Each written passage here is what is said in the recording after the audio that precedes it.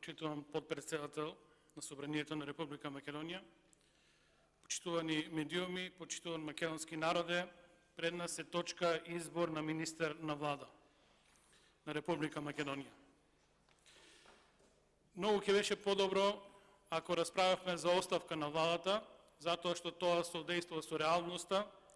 Наспроти тоа имаме избор на министер и полека гледаме дека шевовите на владата пукаат и дека незадоволството од оваа влада ќе се мултиплицира и останува само време, прашање на време, кога владата ќе си поднесе оставка, а тоа го очекувам во брзо време и од Пенов, затоа што ќе свати многу работи каде влегува. На претходна седница на пратенички прашања премиерот за жал ги навреди сите пратеници од опозицијата и ги нарече криминалци, што сметам дека е еден страшен преседант во историјата на ова собрание. Денес се надогради и ги навреди сите градоначалници и од ВМРО ДПМН и од Социјалдемократскиот сојуз на Македонија и сите ги нарече криминалци. Сметам дека ваков однос на една влада, на еден премиер не доликува на ова собрание. И час поскоро мора тоа да биде осудено. Сега, пошто премиерот побара да покрај другото збориме и за владата, во рете секоја влада се карактеризира со тоа што направила како изборен резултат.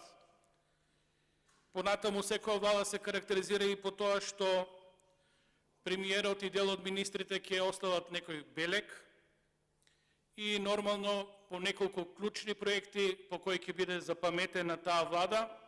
За жал, последните две влади ќе го имат тој приоритет да бидат запаметени и како предавнички влади затоа што работат спротивно од интересите на народот на Република Македонија. Во тој контекст, премиерот кога веќе навредува треба да одговори кога ќе излезе на избори и кога ќе се соочи со народот за да види суровата реалност што се случува во Република Македонија, како размислува народот и кои политики ги поддржуваат истиот тој македонски народ. За новите министри во владата, вклучувајќи го тука и Пенов, не очекувам ништо спектакуларно затоа што истите не се препознатливи, немаат доволно простор и воопшто не можеме да видиме нити еден реформски процес и од оваа условно така наречена нова влада. Старите министри си терат по свое, си го имаат својот ментор на друго место и одговараат на две позиции во различни центри на моќ во оваа држава, не и пред владата на Република Македонија. Сегашната влада ќе биде запаметена и по тоа што е полоша дури од претходната, затоа што претходната барем имаше храброст да излезе на референдум, кога го продаваше името на државата, да го праша македонскиот народ што размислува за тоа прашање и исходот од тој референдум е општо познат, народот кажа не.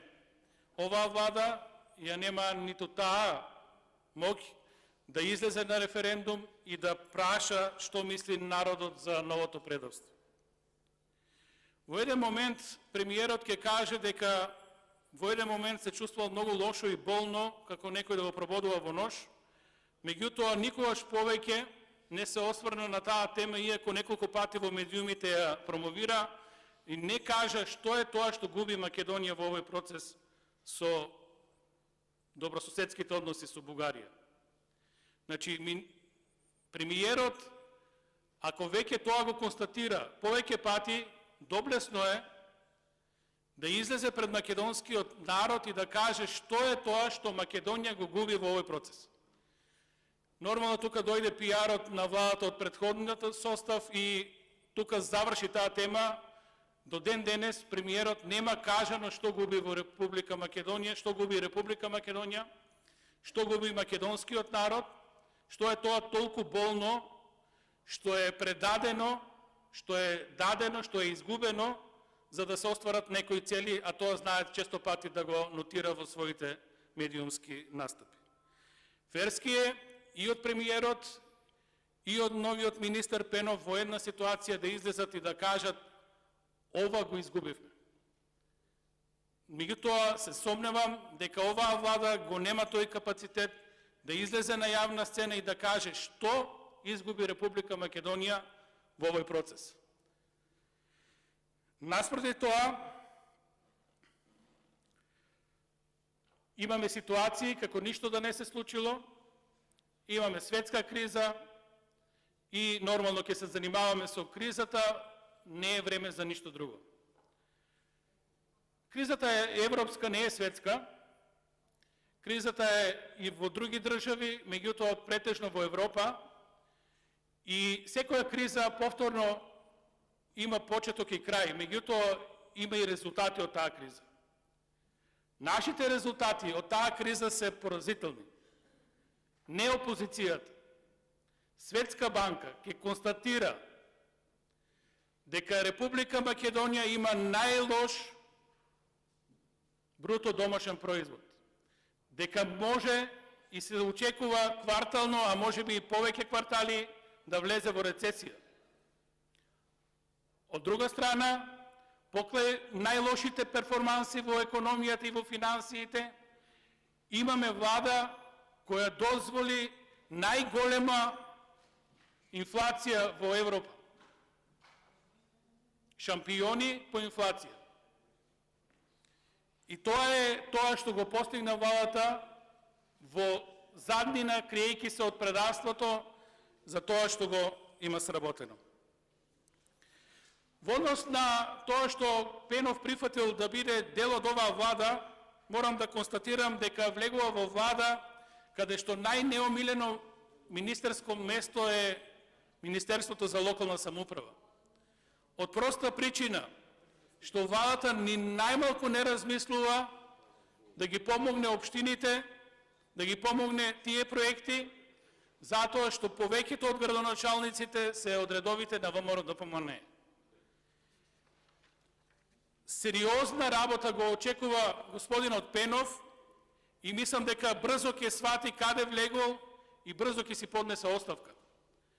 Затоа што од една страна треба да ги продолжи овие ретроградни процеси на владата кон локалната самоуправа или да воведе реформи во ова министерство, да направи реална децентрализација на власта и на моќта и на финансиите и да се покаже како успешен министер. Дали еден пратеник верува во можноста тоа Пенов да го направи? Јас сум убеден дека не. Значи, никој во државата не зборува веќе за децентрализација, посебно не за фискална децентрализација.